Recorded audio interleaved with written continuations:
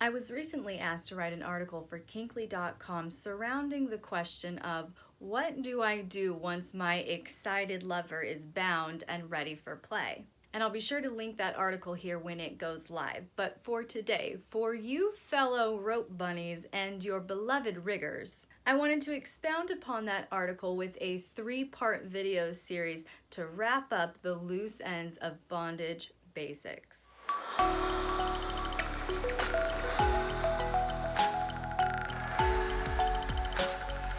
To give you an idea of what to expect in this 3-part series, here is a quick outline of the content we'll be covering. Today we'll be discussing health and scene negotiations for bondage, as well as bondage safety guidelines and signs of distress and damage. Part 2 in this series, we're going to discuss the do's and don'ts for riggers, tops, and dominants.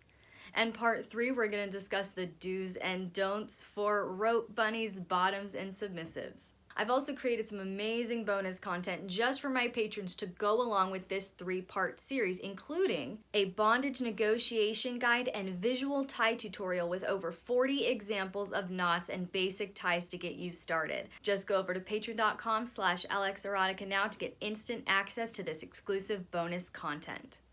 Now, the basis of any BDSM play is safety, sanity, and consent. Now, there are some people in the BDSM lifestyle who believe that there is really no such thing as true safety, and so they kind of default to another method of consent called risk-aware consensual kink, or RAC. Either way, we have risks involved in play, especially when it comes to bondage and especially when it comes to more intense or long-term bondage scenes. So it's crucial before you get started, you have to have a health negotiation as well as a scene negotiation. Now, a scene negotiation, this is something that if you're in the lifestyle, you're very familiar with. It's how we discuss limits and boundaries before we start to play. However, when it comes to bondage, because of some big risks involved, we also should have a health negotiation. And there are really 3 primary goals of a health negotiation. One being to discover any medical conditions that will affect bondage, such as diabetes, asthma, joint issues, seizures, nerve damage, and psychological triggers. Your next goal of a health negotiation is to discuss potential risks, which we'll cover later on in this video. And the third goal is to discuss health insurance status and responsibility for potential injury costs. Yeah, I know, not the sexiest conversations, but crucial conversations, important conversations, because again, safety is absolutely paramount. And even if there are risks involved, we need to make sure that we are planning for them as well as we possibly can. And yeah, we do have to talk about it. If stuff goes wrong, do you have medical insurance? Are you going to be covered? Who's going to pay for these potential charges, etc.? Again, not the sexiest, not the most thrilling conversation, but necessary conversation. And that is what sets BDSM apart so drastically from vanilla dynamics and vanilla sexuality is there's so much conversation, so much communication, and therefore so much intimacy that goes into play even before we get started, and even if there's nothing sexual going on. Now, when it comes to a scene negotiation, you kinksters are pretty familiar with this. Our 2 primary goals of a scene negotiation are to discover limits as well as to discover desires and turn-ons. Now, limits are crucial, but desires and turn-ons are also very important to know here, because when you have a bound partner who you want to continue playing with, they're not going to be able to physically engage with you at that point. So you better know what else arouses them other than being in bondage. Now, health and scene negotiations are the first step when approaching a bondage scene. However, we also must be incredibly clear on our safety guidelines before we ever play. 1, never play under the influence of drugs or alcohol. 2, never leave a bound partner alone for any length of time. 3, never use gags with a newbie bottom or new partner.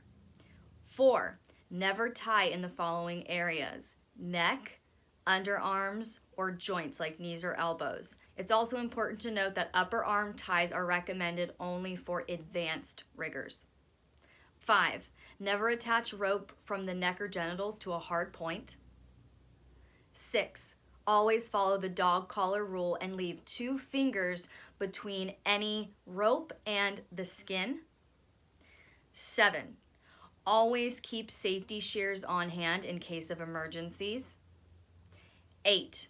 Always be mindful of positional asphyxia, which is any position that makes breathing more difficult, like knees to chest for a hog tie. 9. Always watch for physical signs of distress in your bottom. And 10. Always watch for circulation or nerve issues in your bottom, which we're about to break down now. Let's break down those physical signs of distress as well as potential circulation issues and compression issues. Circulation issues and compression issues can lead to nerve damage, and that is a big no, no, no. So if we're seeing any of these signs in the first phases, we need to stop it immediately. And that's why in those safety guidelines, the last 2 points for you tops, riggers, dominants, is to always be watching your bottom for physical signs of distress as well as circulation issues or compression issues. And signs of circulation issues include temperature changes like the limbs cooling, skin color changes, and numbness. Signs of nerve compression include numbness or tingling, and loss of strength or motion. And signs of nerve damage include numbness or tingling, muscle weakness or tightness, and sharp or shooting pain. Now that we've laid the necessary foundation of safety, we're going to spend the next 2 videos discussing my top tips for you riggers and rope bunnies. So be sure you're subscribed and have notifications turned on so you won't miss any of that content. And to access my patron-only bondage negotiation guide and visual tie tutorial with over 40 examples of knots and basic ties, just follow the link in this video's description to get instant access.